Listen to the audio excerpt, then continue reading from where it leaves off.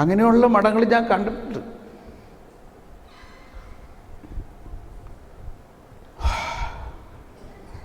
അസംഭവ്യം, നമുക്കൊരിക്കലും ചിന്തിക്കാൻ പറ്റില്ല.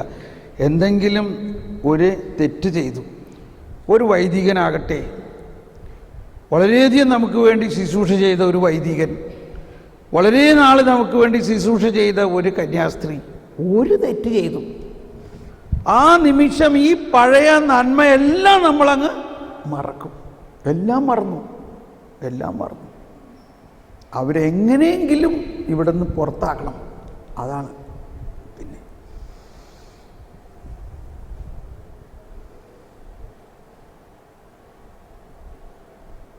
ഇതാണോ സുവിശേഷം? ഇതാണോ കരുണ?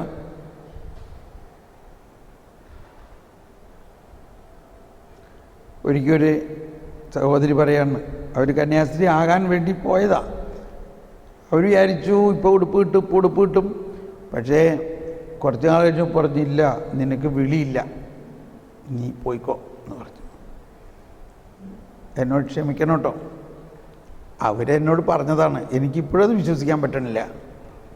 അവർ പറയാണ്, എനിക്ക് വണ്ടിക്കാശ് പോലും തരാതെ എന്നെ അവിടെ നിന്ന് പറഞ്ഞു വിട്ടു. ഞാൻ റെയിൽവേ സ്റ്റേഷനിൽ തെണ്ടി നടന്നിട്ടാണ് യാത്രയ്ക്ക് കാശ് മേടിച്ച് പോയത്. I cannot believe this. ഞാനതിപ്പോഴും വിശ്വസിക്കുന്നില്ല. എങ്കിലും അവരങ്ങനെ പറഞ്ഞു. അവർ പറയാൻ, ഞാൻ അവരുടെ ചാപ്പലിൽ ഒരു വർഷം മുഴുവനും പൂ പറിച്ച് വെച്ചിരുന്നു, അതിനുള്ളൊരു കൂലിയെങ്കിലും തരുന്നൂടായിരുന്നു. I don't know. ഞാൻ വിശ്വസിക്കാനില്ല കേട്ടോ.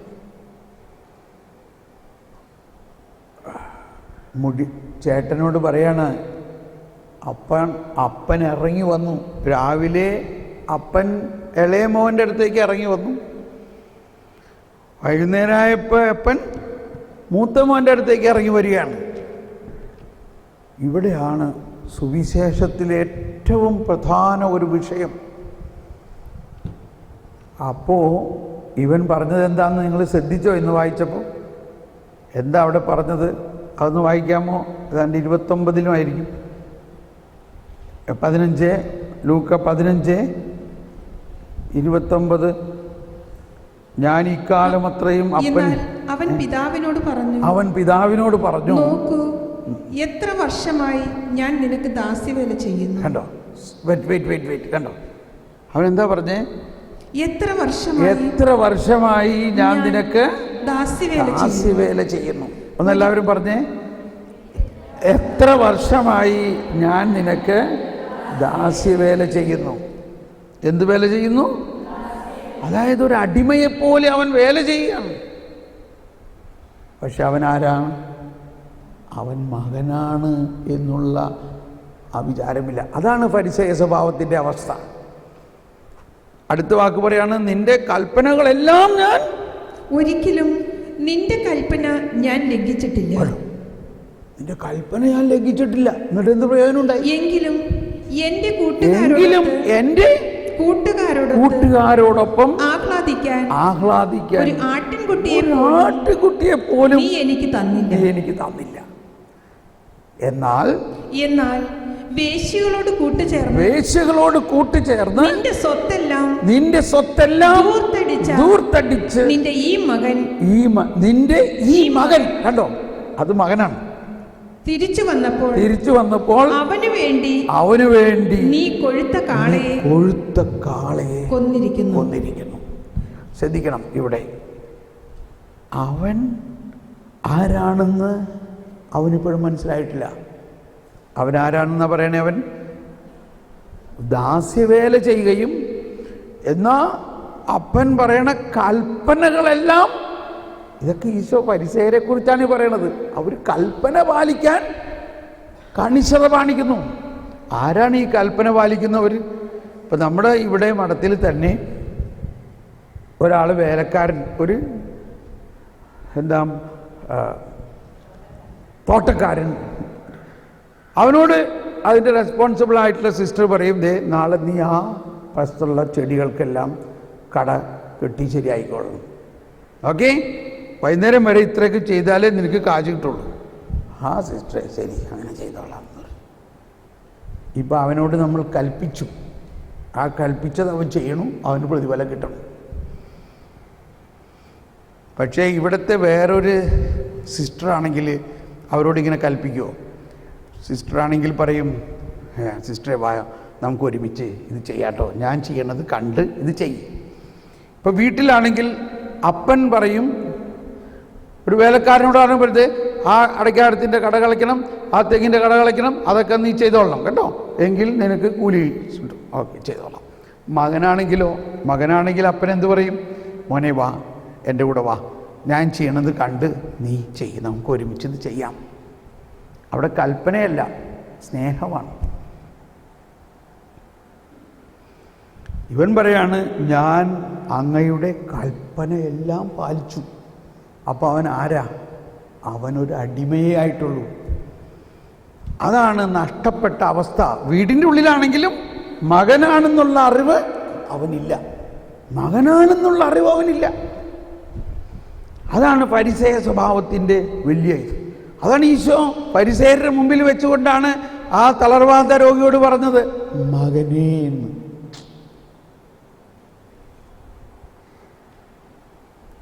ഇവിടെ ഇവൻ ഫരിസേയനാണ്, സ്വഭാവമാണ്. ഇവനെന്നാ ഈ പാപിയെക്കുറിച്ച്, ഇവൻ്റെ ഇളയ സഹോദരനെ കുറിച്ച് എന്താ പറയുന്നത്? എന്നാൽ നിന്റെ ഈ മകൻ, അല്ലോ അവൻ മകനാണ്, പക്ഷേ സ്വയമായിട്ട് മകനായിട്ട് കാണാൻ അവന് പറ്റുന്നില്ല. ഇപ്പോൾ അപ്പൻ പറഞ്ഞതാണ് കേൾക്കേണ്ടത്. എല്ലാവരും ഒന്ന് ഉച്ചത്തിലൊന്ന് വായിച്ചേ, ആ വികാരം ഉൾക്കൊണ്ടുകൊണ്ടൊന്ന് വായിച്ചേ. അപ്പോൾ പിതാവ് പറഞ്ഞു, മകനേ, നീ എപ്പോഴും എന്നോട് കൂടെ ഉണ്ടല്ലോ, എനിക്കുള്ളതെല്ലാം നിന്റേതല്ലേ. ഇപ്പോൾ നമ്മൾ ആനന്ദിക്കുകയും, ഇപ്പോൾ വരട്ടെ, നമ്മുടെ പോയിന്റ് ഇതാണ്. മകളാണെന്നുള്ള ബോധ്യം നമുക്കുണ്ടെങ്കിൽ നമ്മൾ ഏതവസ്ഥയാണ്? പിതാവിനുള്ളതെല്ലാം മക്കൾക്കുള്ളതാണ്. മകനെ കണ്ടോ, അപ്പൻ അവനെ അടിമയായിട്ടോ ദാസനായിട്ടോ അല്ല കാണുന്നത്, മകനെ. ഇതാണ് പുതിയ നിയമത്തിൻ്റെ സ്റ്റാൻഡ്. പുതിയ നിയമത്തിലൂടെ, യേശുവിൽ വിശ്വസിക്കുന്നതിലൂടെ, യേശുവിൻ്റെ ആത്മാവ് നിറഞ്ഞതിലൂടെ നമ്മളെല്ലാവരും ആരായി മാറി? അടിമത്വത്തിൽ നിന്ന് മക്കളായിട്ട് മാറി.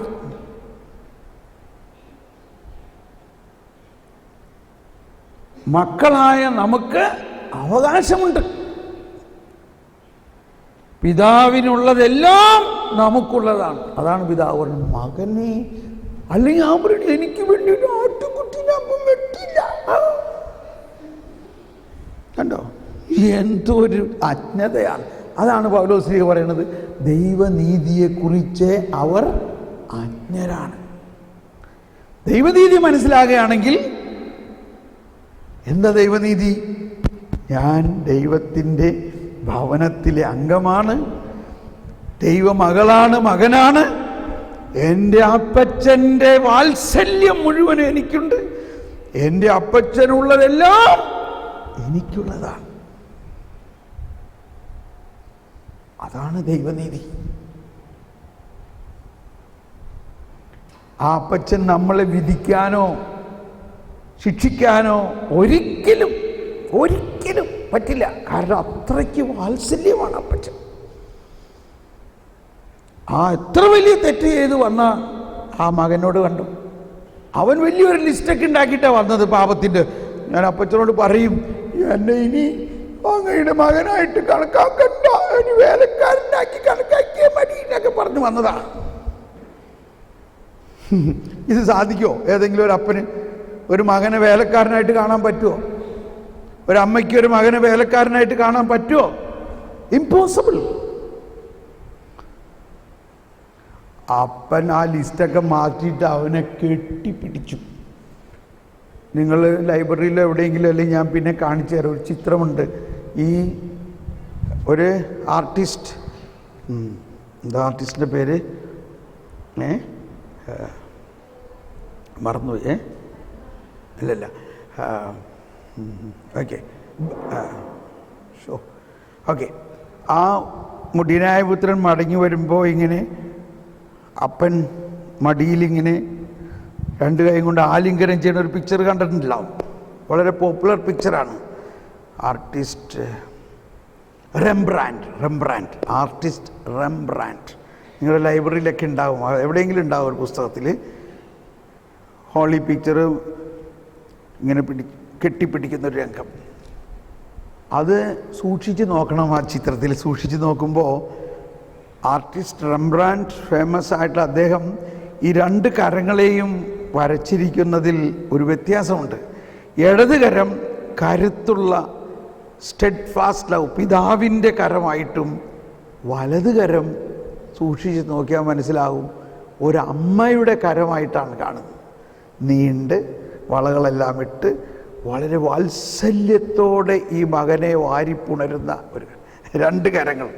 അതായത് പിതാവ് അപ്പൻ മാത്രമല്ല, പിതാവ് അമ്മ കൂടിയാണ്. പിതാവ് എന്നാണ് പറയുന്നതെങ്കിലും പിതാവിൻ്റെ നിന്ന് ഒഴുകുന്ന മാതൃവാത്സല്യം, അതാണ് കരുണയുടെ ഏറ്റവും വലിയ.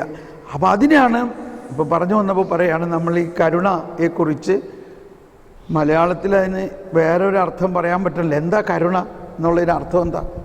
കരുണയെന്ന് പറഞ്ഞാൽ എന്താ? ആരെങ്കിലും ഒന്ന് പറയാമോ? എന്താണ് ഈ കരുണ? ഓക്കെ, കരുണ എന്നത് ദൈവത്തിന് പാപികളോടുള്ള സ്നേഹമാണ് കരുണ. പാപികളോടുള്ള സ്നേഹം. ദൈവം വിശുദ്ധരെ സ്നേഹിക്കുന്നു, അത് കരുണയുടെ ആവശ്യമില്ല. അത് ദൈവത്തിന് പാപികളോടുള്ള സ്നേഹമാണ് കരുണ. റഹാമിം എന്നാണ് ഹീബ്രുവിൽ ഒരു വാക്ക്. റഹാമിം എന്ന് പറഞ്ഞാൽ കരുണയുടെ ഒരു ഹീബ്രു വേർഷൻ. അതിൻ്റെ അർത്ഥം അമ്മയുടെ ഗർഭം എന്നാണ്. അമ്മയുടെ ഗർഭം, റഹാമിം, അമ്മയുടെ ഗർഭം. ദൈവത്തിൻ്റെ കരുണ അമ്മയുടെ ഗർഭം പോലെയാണ്. ആ അമ്മയുടെ ഗർഭത്തിൽ ഒരു കുഞ്ഞിനെ എങ്ങനെ പരിപാലിക്കുന്നുവോ അതുപോലെയാണ് കരുണ. ആ ഗർഭസ്ഥ ശിശുവിനെ എങ്ങനെ ദൈവപരിപാലന കിട്ടുന്നുവോ, ആ ശിശു എന്ത് സാഹചര്യത്തിൽ ജനിച്ചതാണെന്നുള്ളതൊന്നും ഗർഭത്തിന് അറിഞ്ഞൂടാ. അത്രയ്ക്ക് വാത്സല്യമാണ് കരുണ എന്ന് പറയുന്നത്.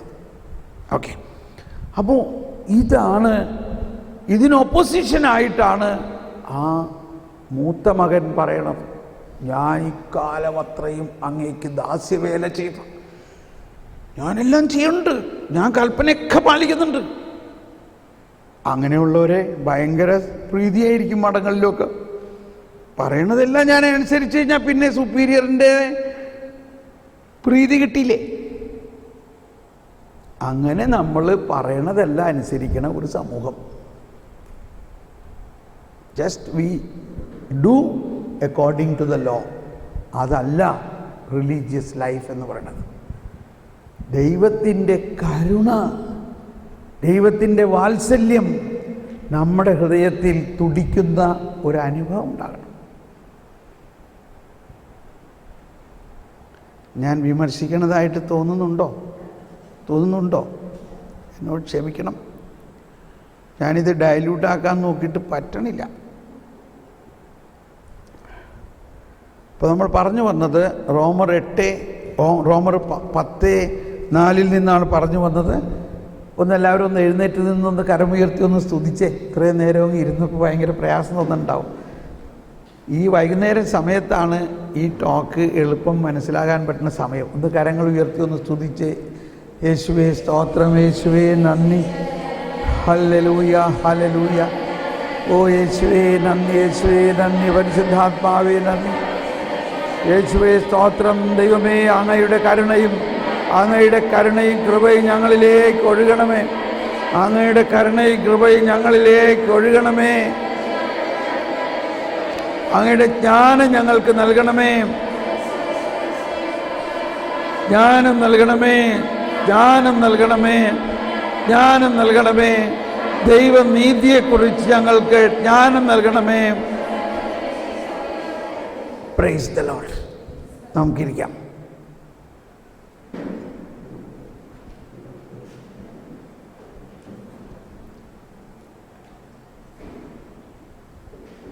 റോമർ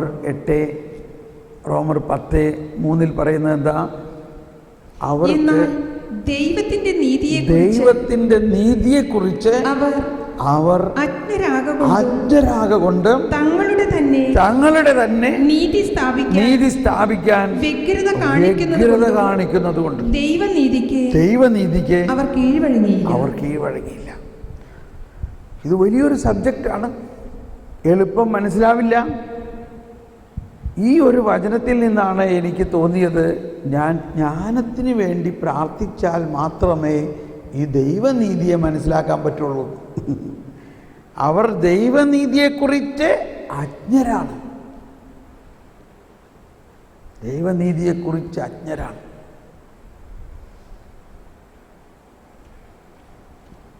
അപ്പോൾ ആ ദൈവനീതി നമ്മൾ മനസ്സിലായി കഴിഞ്ഞാൽ നമ്മൾ ഇത്രയും ക്രിറ്റിക്കലായിട്ട് ആരോടും പെരുമാറില്ല. നമ്മൾ അവരോടെല്ലാം സഹാനുഭൂതിയോടെ, കരുണയോടെ പെരുമാറാൻ സാധിക്കും. നമ്മളുടെ ഇൻസ്റ്റിറ്റ്യൂഷനുകളിൽ പ്രത്യേകിച്ച് ഒരു ആതുര ശുശ്രൂഷ ചെയ്യുമ്പോൾ കരുണയാണ് അവിടെ ഒഴുകേണ്ടത്. അധ്യാപനത്തിലായാലും ഈ കുഞ്ഞുങ്ങളോടെല്ലാം നമ്മൾ ഫരിസേയ സ്വഭാവം വിട്ടിട്ട് ദൈവത്തിൻ്റെ ജ്ഞാനവും സ്നേഹവും ഒഴുകുകയാണെങ്കിൽ മാത്രമേ അവരുടെ ആത്മാവിനെ നേടാൻ പറ്റുള്ളൂ. ഓക്കെ, നമ്മൾ ജ്ഞാനം ആണ് നമ്മുടെ സബ്ജക്റ്റ് ഇപ്പോഴും. ഞാൻ ആ ജ്ഞാനത്തിലൂടെ പോകുമ്പോഴുണ്ടാകുന്ന ബെനിഫിറ്റാണ്. ഇപ്പോൾ ഈ ഉപമയിലും ഈ മൂത്ത ജ്യേഷ്ഠൻ്റെ എന്തായിരുന്നു പ്രശ്നം? അവന് ഇതറിയാനുള്ള ജ്ഞാനമില്ല. എന്തറിയാനുള്ള? അവൻ ആ ഭവനത്തിലെ സകല അധികാരിയാണെങ്കിലും അവൻ്റെ ജ്ഞാനം എന്താ? ഞാനൊരു വേലക്കാരനാണെന്നാണ്. അപ്പം പറയണ, എടാ മകനെ, നീ എന്തി പറയണേ? നീ എൻ്റെ കൂടെയല്ലേ, എനിക്കുള്ളതെല്ലാം. അപ്പോഴാണ് അവനാകെ അന്തം വിട്ടത്. അവനെന്താ വിചാരിച്ചിരിക്കണേ? എനിക്ക് വേണ്ടി ഒരു ആട്ടുകുഞ്ഞിനെ പോലും വെട്ടിയില്ല. ഇതിനെയാണ് അജ്ഞത. ഇത് തന്നെയല്ലേ ആദ്യ മാതാപിതാക്കൾക്കുണ്ടായത്? അവർക്ക് ഏതേൻ തോട്ടം മുഴുവനും അവരുടെ ദൈവം സൃഷ്ടിച്ചത് മുഴുവൻ അവർക്ക് കൊടുത്തേക്കണം. എന്നിട്ട് പിശാച് വന്ന് പറഞ്ഞപ്പോൾ, ഈ പഴം തിന്നാണെങ്കിൽ നീ ദൈവത്തെ പോലെ ആകുമെന്ന് പറഞ്ഞപ്പോൾ അവൻ വീണു.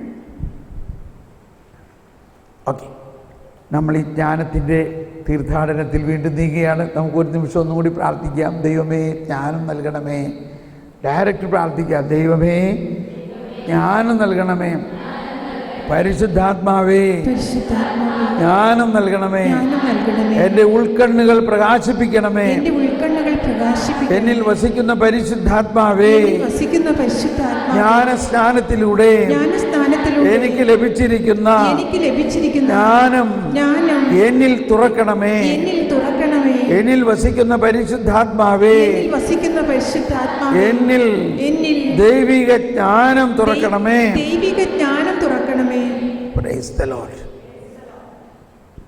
ഞാനൊരു ടെസ്റ്റ് തരാം നിങ്ങൾക്ക്. ഈ ജ്ഞാനത്തിൻ്റെ പ്രവർത്തനം എങ്ങനെയാണെന്ന് അറിയാനായിട്ടൊരു ടെസ്റ്റ്. അത് നിങ്ങളൊന്ന് വർക്ക് ചെയ്ത് നോക്കുമ്പോൾ നിങ്ങൾക്കത് മനസ്സിലാവുന്നുണ്ടെങ്കിൽ എനിക്ക് മനസ്സിലായി നിങ്ങൾക്ക് ജ്ഞാനം ധാരാളം കിട്ടിക്കഴിഞ്ഞു. അത് മനസ്സിലായില്ലെങ്കിൽ നിങ്ങൾക്ക് മനസ്സിലാകും ജ്ഞാനം ഇനിയും ആവശ്യമാണ്. കറക്റ്റ് മനസ്സിലാവും. ഒരു വചനത്തിൻ്റെ വ്യാഖ്യാനമാണത്. നമുക്ക് ഈ വചനം എടുക്കാം. മർക്കോസിൻ്റെ സുവിശേഷം 4-ാം അധ്യായത്തിൽ 10 മുതലുള്ള വചനം. മർക്കോസ് 4-ാം അധ്യായം തുറക്കാം. ഈ 4-ാം അധ്യായം ആരംഭിക്കുന്നത് തന്നെ ഈശോ വിതക്കാരൻ്റെ ഉപമ. നമുക്കെല്ലാവർക്കും അറിയാവുന്നതാണ് വിതക്കാരൻ്റെ ഉപമ. ആദ്യം വഴിയരികിന് വീണു, പിന്നെ പാറമേൽ വീണു, പിന്നെ മുളുകൾക്കടയിൽ വീണു, പിന്നെ നല്ലൊരിടത്തു. ആ ഉപമ. ഇവിടുത്തെ വിഷയം ആ ഉപമയുടെ വ്യാഖ്യാനമല്ല. ആ ഉപമയ്ക്ക് ശേഷം ഈശോ ഒറ്റയ്ക്കായിരുന്നപ്പോൾ ഈ അപ്പസ്തോലന്മാരും കൂടെ ഉണ്ടായിരുന്ന ചിലരും ഈശോവിൻ്റെ അടുത്ത് പ്രൈവറ്റ് ഡിസ്കഷന് വേണ്ടി വന്നു. പ്രൈവറ്റായിട്ട്. ഇനി വായിക്കും. അവൻ തനിച്ചായപ്പോൾ അവൻ തനിച്ചായപ്പോൾ 12 പേരും കൂടെ ഉണ്ടായിരുന്ന മറ്റുള്ളവരും. ഒരു മിനിറ്റ്, എല്ലാവരും അത് എടുത്തോ. എല്ലാവരും ഒന്ന് എടുത്തത് കിട്ടിയോ? എല്ലാവരും എടുക്കണം. നിങ്ങളുടെ സ്വന്തം ബൈബിളിൽ സ്വന്തം കണ്ണുകൊണ്ട് ഒന്ന് നോക്കി വായിക്കുക. നിങ്ങളെല്ലാവരുടെ അടുത്തും ഈ കൊച്ചു ബൈബിളേ ഉള്ളൂ, വലിയ ബൈബിളും ഇല്ലേ? വലിയ ബൈബിൾ എടുത്ത് ഓക്കെ, നോ പ്രോബ്ലം. ഞാൻ ഇനി വിമർശിക്കണില്ല. കണ്ടിട്ടും കാണുന്നില്ല എൻ്റെ ഈശോയെ. എനിക്ക് കൊച്ചു ബൈബിള് കന്യാസ്ത്രീമാർ ഉപയോഗിക്കുന്നത് കാണുമ്പോൾ ഭയങ്കര പ്രയാസമാണ്. അത് മാറ്റണേ കർത്താവേ, കണ്ടിട്ടും കാണണ്ട.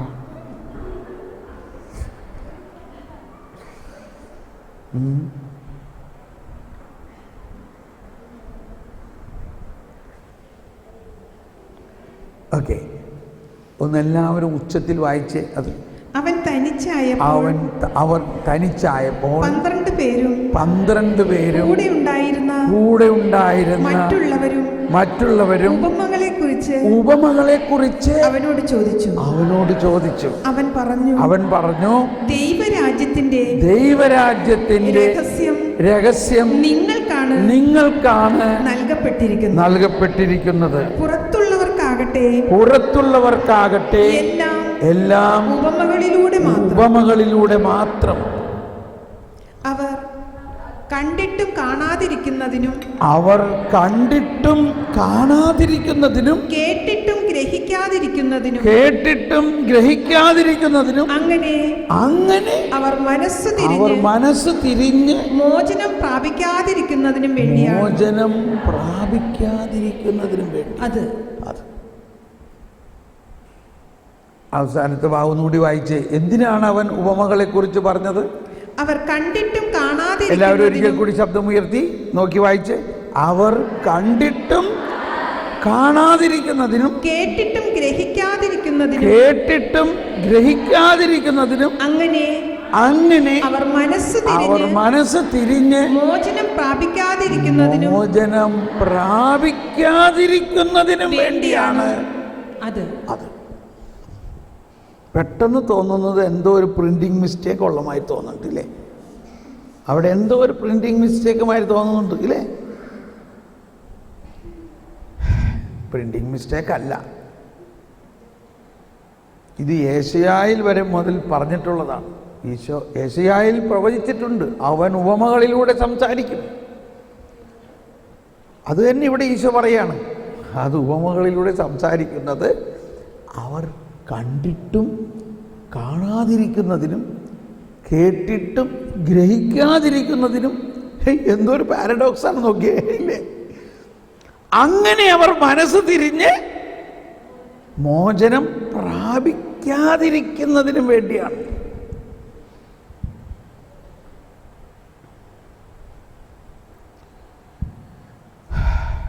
ഇത് എന്താ ഇതിൻ്റെ അർത്ഥം?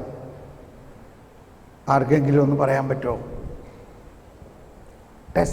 ടെസ്റ്റാണത്. നിങ്ങൾക്ക് വിഷമിക്കണ്ട. പറയാൻ പറ്റിയില്ലെങ്കിൽ വിഷമിക്കണ്ട. പറയാൻ പറ്റിയില്ലെങ്കിൽ അതിൻ്റെ അർത്ഥം എന്താ? ഇതെല്ലാം അറിയുന്നതിന് ആവശ്യമായ ജ്ഞാനത്തിന് വേണ്ടി പ്രാർത്ഥിക്കേണ്ടിയിരിക്കുന്നു. ഇതെങ്ങനെ മനസ്സിലാക്കുന്നു? എന്താ ഇതിൻ്റെ അർത്ഥം? അപ്പോൾ ബൈബിൾ പഠിക്കണം. പഠനമാണിത്. ബൈബിൾ ചുമ്മാ നമുക്ക് വചനപ്പെട്ടി എന്നൊരു വചനം എടുത്ത് നോക്കണതല്ല. പ്രത്യേകിച്ച് കർത്താവിൻ്റെ സമർപ്പിതരെ എന്നുള്ള നിലയ്ക്ക് നിങ്ങൾക്ക് ബൈബിള് ബൈഹാർട്ടാകണം. പ്രത്യേകിച്ച് ഞാൻ ഈ കുഞ്ഞു മക്കളോട് പറയുകയാണ്, നൊവിഷ്യേറ്റിലും അല്ലെങ്കിൽ ഈ കാൻഡിഡേറ്റ്സ് ഈ കമ്മൻസിയിലൊക്കെ ഉള്ളവർ നിങ്ങൾ ചെയ്യേണ്ടത് 4 ഗോസ്പലെങ്കിലും ബൈഹാർട്ടാക്കുക എന്നുള്ളതാണ്. ഒരു ദിവസം 3-4 വചനം ബൈഹാർട്ടാക്കിയാൽ മതി. ഏതാനും മാസം കൊണ്ട് 4 ഗോസ്പലും ബൈഹാർട്ടാക്കാൻ പറ്റും. ഇതാണ് ഫോർമേഷനിൽ ആദ്യം ഉണ്ടാകേണ്ടത്. നമ്മൾ വേറെ എന്തെല്ലാം പുസ്തകം പഠിച്ചതുകൊണ്ടും അതല്ലല്ലോ നമ്മുടെ വിളി.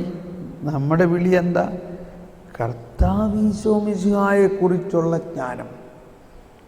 അപ്പോൾ ഈ 4 ഗോസ്പലും ഈ മഠത്തിലേക്ക് വരുന്ന ആദ്യ കാലഘട്ടങ്ങളിൽ അതിനു മുമ്പ് തന്നെയെങ്കിലും ബൈഹാർട്ടാക്കണം. അത് ബൈഹാർട്ടായി കഴിഞ്ഞാൽ കർത്താവീശോ മിശിഹായുടെ വചനം നമ്മുടെ ഹൃദയത്തിൽ ആഴമായി പതിഞ്ഞാൽ ആ കർത്താവ് നിങ്ങളെ ശക്തമായി നയിക്കും. ഇതൊരു ഹോംവർക്കുമായി എടുത്തോ. ഈ ധ്യാനം കഴിഞ്ഞു കഴിഞ്ഞാൽ നിങ്ങൾ 4 ഗോസ്പലും ബൈഹാർട്ടാക്കാൻ നോക്കും. ഒരു ദിവസം ഒരു 2-3 വചനം ഒരു കടലാസിൽ കുറിച്ചിടുക. ഇങ്ങനെ ഒരു കടലാസിൽ കുറിക്കുക 2 വചനം. എന്നിട്ട് ഇടയ്ക്കിടയ്ക്ക് എടുത്ത് നോക്കുക, ഇടയ്ക്കിടയ്ക്ക് എടുത്ത് നോക്കുക, വായിക്കുക. വൈകുന്നേരം ആകുമ്പോഴേക്കും അത് ബൈഹാർട്ടായി. അടുത്ത ദിവസം വേറൊരു വചനം, അതൊരു ഓർഡറിൽ. ഇപ്പോൾ യോഹന്നാൻ്റെ സുവിശേഷം 1, 2, 3, 4, 5, 6 അങ്ങനെ ഒരു ഓർഡറിൽ. എന്നിട്ട് 2 ദിവസം കഴിയുമ്പോൾ അടുത്ത ഒരു സുഹൃത്തിനോട് ആരോടെങ്കിലും ഇതൊന്ന് ഞാൻ പറയണമെന്ന് കേട്ട് നോക്കിയോ, ശരിയാണോന്ന് ഒരു ടെസ്റ്റ്. അപ്പോൾ അത് കാണാപ്പാഠം പറയണത് പുസ്തകത്തിൽ നോക്കുമ്പോൾ തെറ്റുണ്ടെങ്കിൽ പറഞ്ഞു കൊടുക്കുന്നു, അത് തിരുത്തുന്നു, വീണ്ടും പഠിക്കും. അങ്ങനെ മുന്നോട്ട് പോവുകയാണെങ്കിൽ കർത്താവീശോ മിശിഹായുടെ വചനം നമ്മുടെ ഉള്ളിൽ നിറയുമ്പോഴേ ഈശോ നമ്മളിൽ രൂഢമൂലമാകുകയുള്ളൂ. ആദിയിൽ വചനമാണ് ഉണ്ടായത്. ഓക്കെ, അപ്പോൾ ഇപ്പോൾ ഇതിനാർക്കെങ്കിലും ഉത്തരം പറയാൻ പറ്റുമോ? പറയാൻ സാധിക്കുമെന്ന് ബോധ്യമുള്ളവർ കൈവക്കി. പറയണ്ട, ബോധ്യമുള്ളവർ കൈവയ്ക്കാൻ മതി. ഓക്കെ, അപ്പോൾ തൽക്കാലം ഞാനും അതിന് ഉത്തരം പറയുന്നില്ല. നമുക്ക് 2 ദിവസം കഴിഞ്ഞിട്ട് ഇതിന് ഉത്തരം പറയാം കേട്ടോ. അപ്പോൾ നിങ്ങൾ ആരെങ്കിലും എന്നെ ഒന്ന് ഓർമ്മിപ്പിച്ചാൽ മതി. ഇപ്പോൾ പറഞ്ഞാലത് ചിലപ്പോൾ മനസ്സിലായെന്നും വരില്ല. അപ്പോൾ ഞാൻ ഈ ജ്ഞാനത്തിന് വേണ്ടി പ്രാർത്ഥിക്കുന്നതിൻ്റെ ആവശ്യകതയെക്കുറിച്ചാണ് പറയണത്. ഇപ്പം എന്നോട് ചിലർ ചോദിക്കും, നിനക്കിതൊക്കെ എങ്ങനെ മനസ്സിലായി എന്ന് ചോദിക്കുമ്പോൾ എനിക്ക് പറയാനുള്ളത് ഇതാണ്. ഞാൻ ജ്ഞാനത്തിന് വേണ്ടി പ്രാർത്ഥിച്ചപ്പോൾ ദൈവത്തിൻ്റെ ജ്ഞാനമാണ് എനിക്കിത് മനസ്സിലാക്കി തന്നത്. ഞാനിത് പറയുന്നത് നിങ്ങളെ സഹായിക്കാൻ വേണ്ടിയാണ്, എൻ്റെ വലിയ കാര്യം പറയാൻ വേണ്ടിയല്ല. നിങ്ങൾക്കും ഇതെല്ലാം മനസ്സിലാവും. എങ്ങനെയാണെങ്കിൽ ദൈവിക ജ്ഞാനം നമ്മളിൽ ഒഴുകുകയാണെങ്കിൽ. അതുകൊണ്ടാണ് പൗലോസ്ലീഹയുടെ ആ ക്രിസ്തുവിനെ കുറിച്ചുള്ള വെളിപാടിൻ്റെ ആത്മാവിനെ, വെളിപാട് എന്ന് പറഞ്ഞാൽ, വെളിവ് എന്ന് പറഞ്ഞാൽ ദൈവത്തിൻ്റെ വചനവും ആ വചനത്തിൻ്റെ ആ ഉപമകളുടെ ഉൾക്കാഴ്ചകൾ വെളിപ്പെടുത്തി തരുന്നതിനെയാണ്. അത് മാനുഷികമായ അർത്ഥത്തിലോ മാനുഷികമായ ജ്ഞാനത്തിലോ വ്യാഖ്യാനിക്കുക. മാത്തമാറ്റിക്കലായിട്ട് 99 1 വലുതാണ് ഇല്ലേ? പക്ഷേ കർത്താവിൻ്റെ ഉപമയെ സംബന്ധിച്ച് നോക്കുമ്പോൾ 1 99 വലുത്. അതാണ് കർത്താവിൻ്റെ മാത്തമാറ്റിക്സ്. ഓക്കെ, ഇനി നമുക്ക്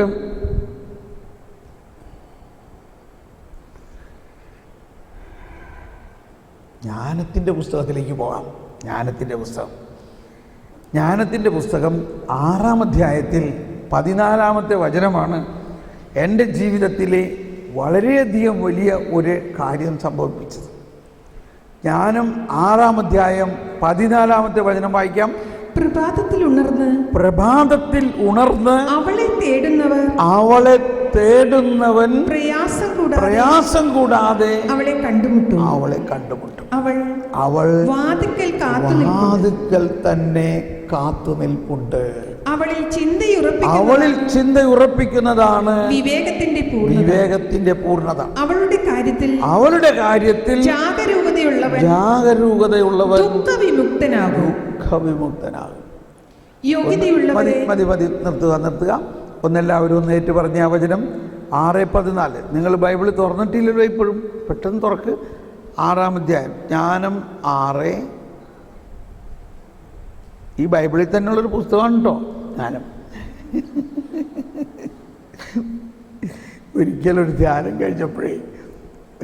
കഴിഞ്ഞപ്പോൾ ഒരു സഹോദരി, അപ്പോൾ ഞാനിങ്ങനെ ജ്ഞാനത്തിൻ്റെ പുസ്തകം എന്ന് കുറേ ഇങ്ങനെ പറഞ്ഞപ്പോൾ അവർക്ക് ഭയങ്കര ഇഷ്ടമായി, ഇത് നല്ല കാര്യമാണ്. അപ്പോൾ അവർ വന്നിട്ട് പറയാൻ, എൻ്റെ ബ്രദറെ അത് എവിടെ നിന്നാണ് ഈ ജ്ഞാനത്തിൻ്റെ പുസ്തകം കിട്ടണേ, ഇന്ന് പോയി കഴിഞ്ഞാൽ ഉടനെ അതൊന്ന് വായിച്ച് പഠിച്ചിട്ടേ കാര്യമുള്ളൂ എന്ന് പറഞ്ഞു. അപ്പം ഞാൻ പറഞ്ഞ്, നിങ്ങളുടെ കയ്യിലിരിക്കണ ആ ബൈബിളിൻ്റെ അകത്തുള്ള ഒരു പുസ്തകമാണ്. എന്തൊട്ടി പറയണേ, ഈ ബൈബിളിൻ്റെ അകത്ത് വേറെ പുസ്തകം ഉണ്ടെന്നോ? ഈ ബൈബിൾ എന്ന് പറഞ്ഞാൽ നിരവധി പുസ്തകങ്ങളുടെ സമാഹാരമാണ് ബൈബിൾ. അതിൽ ജ്ഞാനം എന്നൊരു പുസ്തകമുണ്ട്. എന്നാൽ ഞാൻ വായിക്കാതെ. എനിക്കങ്ങ് അത്ഭുതം തോന്നി. ഇത്രയും വളർന്ന അല്ലെങ്കിൽ അതുപോലത്തെ ഒരവസ്ഥയിൽ പലർക്കും ഈ ജ്ഞാനത്തിൻ്റെ പുസ്തകം തുറന്നു പോലും നോക്കിയിട്ടില്ല. ഇത് കുറ്റപ്പെടുത്താനല്ല, ഇതാണ്. സാവധാനം നമ്മൾ വിഷമിക്കണ്ട, സാവധാനം കർത്താവൊക്കെ നടത്തുമായിരിക്കും, നടത്തും. അല്ലാണ്ട് ഇപ്പോൾ 2000 വർഷമായിട്ട് ഇങ്ങനത്തെ ഒരു ബൈബിള് നമ്മുടെ കയ്യിൽ കിട്ടിയിട്ട് 19 വർഷമല്ലേ ആയിട്ടുള്ളൂ, ഇല്ലേ? അപ്പോൾ ഇനിയുള്ള കാലഘട്ടങ്ങളിൽ ഇതൊക്കെ നടക്കും. അപ്പോൾ ബൈബിളിലെ പ്രധാന ഒരു തീം ജ്ഞാനമാണ്. വായിച്ചൊന്നുകൂടി. പ്രഭാതത്തിൽ എല്ലാവരും ഉച്ചത്തിൽ കരമുയർത്തി ശബ്ദമുയർത്തി ഒരു വായിച്ചേ. പ്രഭാതത്തിൽ ഉണർന്ന് അവളെ തേടുന്നവർ പ്രയാസം കൂടാതെ അവളെ കണ്ടുമുട്ടും. അവൾ വാതിക്കൽ കാത്തുനിൽപ്പുണ്ട്. അവളിൽ ചിന്ത ഉറപ്പിക്കുന്നതാണ് വിവേകത്തിന്റെ പൂർണ്ണത. അവളുടെ കാര്യങ്ങളിൽ ജാഗരൂകതയുള്ളവൻ ദുഃഖവിമുക്തനാണ്. കണ്ടോ, എന്താണ് ഇന്ന് നമ്മുടെ ജീവിതത്തിലാകാം, നമ്മുടെ കുടുംബത്തിലാകാം, നമ്മൾ ശുശ്രൂഷ ചെയ്യുന്ന സമൂഹത്തിൽ, ഇപ്പോൾ നമുക്ക് ഹോം മിനിസ്ട്രി ആകാം, എന്തൊക്കെ ശുശ്രൂഷ ഉണ്ടെങ്കിലും നമ്മൾ അവിടെ ചെല്ലുമ്പോൾ ഉടനെ ദുഃഖവും ദുരിതവും അല്ലേ നമ്മളോട് പറയാനുള്ളൂ, ഇല്ലേ? എന്താണ് ഈ ദുഃഖ ദുരിതങ്ങളുടെ പ്രധാന കാരണം? അവർ ദൈവത്തിൻ്റെ ജ്ഞാനം ചോദിക്കാതെ ചില തീരുമാനങ്ങൾ എടുത്തു. ജീവിതത്തിൽ എടുക്കുന്ന തീരുമാനങ്ങൾ ദൈവത്തോട് ചോദിക്കാതെ, ദൈവത്തിൻ്റെ ജ്ഞാനത്തിന് വേണ്ടി പ്രാർത്ഥിക്കാതെ എടുക്കുന്ന തീരുമാനങ്ങൾ തെറ്റായി പോവുകയും കുറേ കഴിഞ്ഞ് അതിൻ്റെ പരിണത ഫലങ്ങളിൽ കുടുങ്ങിപ്പോവുകയും ചെയ്യുമ്പോൾ പിന്നെ അതിൽ നിന്ന് രക്ഷപ്പെടാൻ പറ്റും. അത് മനസ്സിലാവുന്നില്ല എങ്ങനെ രക്ഷപ്പെടണം.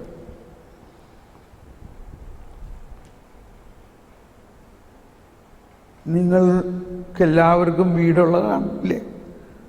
ഞാൻ ഏത് മഠത്തിൽ ചെന്നാലും ആദ്യം അവരുടെ കാര്യങ്ങൾ പറയും. എനിക്കറിയാം പൂർത്തിയായിട്ടില്ല നിയോഗങ്ങൾ. അപ്പം പിന്നെ പറയും, എൻ്റെ ബ്രദറെ, എൻ്റെ ആങ്ങള, എൻ്റെ അനുജത്തി, ഇവർക്ക് എന്തെങ്കിലും പ്രശ്നങ്ങൾ പറയാണ്ട് ഒരു കന്യാസ്ത്രീ എന്നെ വിടില്ല. പിന്നെ അവർക്ക് വേണ്ടി പ്രാർത്ഥന. ഞാൻ കുറ്റം പറയല്ല, നിങ്ങൾ പറയാതിരിക്കണ്ട, പറഞ്ഞോട്ടോ. അതിൽ നിന്നെല്ലാം മനസ്സിലാവുന്ന ഒരു കാര്യമുണ്ട്. ഇപ്പം ഇത് വെച്ചൊന്ന് നോക്കിക്കോ, നമ്മുടെ എല്ലാ കുടുംബങ്ങളിൽ പലർക്കും പ്രശ്നങ്ങളാണ്. നമുക്ക് തോന്നും, എൻ്റെ കർത്താവേ, ഞാൻ നിനക്ക് വേണ്ടി ഇത്രയും കഷ്ടപ്പെട്ട് ഇതൊക്കെ ചെയ്തിട്ട് എൻ്റെ വീട്ടിൽ ഇങ്ങനെയാണല്ലോ. കാരണം ഇതാണ്. ഒന്ന്, സഹനത്തിൻ്റെ ഒരു ഭാഗം, അത് നമുക്ക് പിന്നീട് ഡീൽ ചെയ്യാം. പക്ഷെ ഒരുപാട് കുടുംബങ്ങളിൽ സംഭവിക്കുന്നത്, അവരെല്ലാം പള്ളിയിൽ പോകുന്നുണ്ട്, കൊന്തയിലുന്നുണ്ട്, മക്കളെ കുരിശുവരയ്ക്കാൻ സമയമായിടാ, കുരിശുവരയ്ക്ക് പറയുന്നത് കുരിശുവര കഴിഞ്ഞു. എന്തിനാ കുരിശു വരച്ചത്? എന്താ കുരിശു വരച്ചത്? എന്ത് കിട്ടി? അതാ ചടങ്ങ് തീർക്കണം. പള്ളി പോകണം, ഞായറാഴ്ച ഉണ്ടോ? പള്ളി പോകും. എനിക്ക് മോനെ, എനിക്ക് പള്ളി പോയി. ചടങ്ങ്. ഹൃദയത്തിൽ ദൈവത്തോട്, പരിശുദ്ധാത്മാവേ, എനിക്ക് ജ്ഞാനം നൽകണേ, ഈ കുടുംബത്തെ നയിക്കാൻ, ഒരാത്മാർത്ഥമായി ജ്ഞാനത്തിന് വേണ്ടി പ്രാർത്ഥിക്കുകയാണെങ്കിൽ ആ പ്രശ്നങ്ങൾ ഉണ്ടാവില്ല.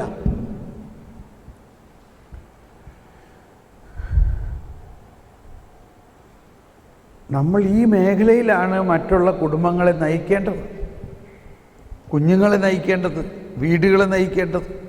നമ്മുടെ സ്കൂളിൽ പഠിക്കുന്ന കുഞ്ഞുങ്ങളായാലും അവരെ കാണുമ്പോൾ നമുക്കറിയാം അവരുടെ വീട്ടിലെ പ്രശ്നങ്ങളെല്ലാം അവരുടെ മുഖത്ത് നിഴലിക്കുന്നത്. അവരിലേക്ക് ദൈവത്തിൻ്റെ ജ്ഞാനം, അപ്പോൾ അവരുടെ മാതാപിതാക്കളെ നമ്മൾക്ക് കോണ്ടാക്റ്റിൽ വരുന്നു. അപ്പോൾ അവരോട് നമ്മൾ ഇതിനെക്കുറിച്ച് സംസാരിക്കാൻ പറ്റും. നടക്കണ കാര്യമൊന്നുമല്ല, എന്നാലും ശ്രമിച്ചു നോക്കാം. അറ്റ്ലീസ്റ്റ് നമ്മളെങ്കിലും പ്രാർത്ഥിക്കുക, ദൈവമേ ഈ കുടുംബത്തിലെ ഈ മാതാപിതാക്കൾക്ക് ജ്ഞാനം കൊടുക്കണേ. അപ്പോൾ വിവേകത്തിൻ്റെ പൂർണ്ണത എന്ന് മാത്രമല്ല, അവിടെ എന്താ പറയുന്നത്? ജ്ഞാനം 6:15 എന്താ പറയുന്നത്? ദുഃഖവിമുക്തരാകും. അവളിൽ ശ്രദ്ധയുറപ്പിക്കുന്നവൻ, അവിടെ പോയി ജ്ഞാനം 6:15, അവളിൽ ചിന്തയുറപ്പിക്കുന്നവൻ വിവേകത്തിന്റെ പൂർണ്ണത. അവളുടെ കാര്യത്തിൽ ജാഗരൂകതയുള്ളവൻ ദുഃഖവിമുക്തനാകും. അവളിൽ ചിന്ത ഉറപ്പിക്കുന്നതാണ് വിവേകത്തിന്റെ പൂർണ്ണത. ഇനി ഇതിന് കൃത്യമായ ഒരു പ്ലാനിങ് അതിനകത്ത് പറഞ്ഞിരിക്കുകയാണ്. എന്തുകൊണ്ടാണ് കന്യാസ്ത്രീമാരെല്ലാം വെളുപ്പിനെ എഴുന്നേറ്റ് പ്രാർത്ഥിക്കണേ? ഈശോ തന്നെ പ്രഭാതത്തിൽ ഉണർന്ന്, ബിഫോർ ഡാൺ, സൂര്യൻ ഉദിക്കുന്നതിന് മുൻപ് തന്നെ ഉണർന്ന് പ്രാർത്ഥിക്കണം. ഒരു വിശുദ്ധൻ്റെ പ്രബോധനം ഇങ്ങനെയാണ്: സൂര്യൻ ഉദിക്കുമ്പോൾ സൂര്യൻ കാണണം നമ്മുടെ ഉള്ളിൽ ഉദിച്ചു നിൽക്കുന്ന സൂര്യനെ. അതിനുവേണ്ടിയാണ് സൂര്യൻ ഉദിക്കുന്നതിന് മുമ്പ് നമ്മൾ പ്രാർത്ഥിക്കുന്നതെന്ന്. നമ്മുടെ ഉള്ളിൽ ആരുദിക്കണം? നമ്മുടെ കർത്താവ് സൂര്യനായിട്ട് നിൽക്കണം. 6:14 ഇത് വളരെ പ്രധാനമായൊരു കാര്യമാണ്.